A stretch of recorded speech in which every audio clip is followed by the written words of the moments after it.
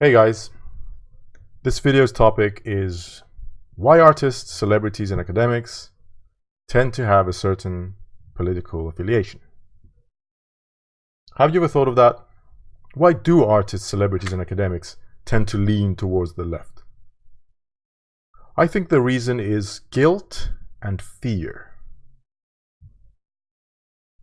Let me explain. In developed societies where basic needs are met already, we no longer focus on the production of basic goods and services like water, heat, shelter, food, and health. We focus on comfort and luxury goods and services, like the arts, entertainment, spectacles, academia, celebrity news, Facebook, and all that. People who are not involved in the production of basic goods and services, especially the ones who are so overpaid and their utility in society is towards the luxury side of the spectrum, they tend to feel guilty or even unsafe in their position. They know they have privileged positions. They know they've never produced basic goods and services that satisfy basic needs. And they feel that a solidified collective social structure like socialism will ensure their positions. In the end, we all believe what it's convenient for us to believe. We are all biased, but our bias says a lot about our life circumstances. So what are the circumstances of someone who wants high taxes and therefore high welfare and high corruption of the middleman, that is? What does it say about them? It says that they are not producers, they are consumers. People who are confident in their abilities to perform in a free market, on the other hand, they usually tend to believe and support the free market. So that's their bias. So there you go. All these celebrities, actors, athletes, and academics, they never plowed the earth to produce anything. And they'd be the first to perish in a zombie apocalypse, for example. Because in such a scenario, the farmer, the builder, the hunter, and the warrior will be the true celebrities. This is why celebrities tend to push for the narrative that working people owe something to people who don't really work that hard, even if that's because they're lazy or just useless celebrities who are famous for being famous, like the Kardashians or Justin Bieber.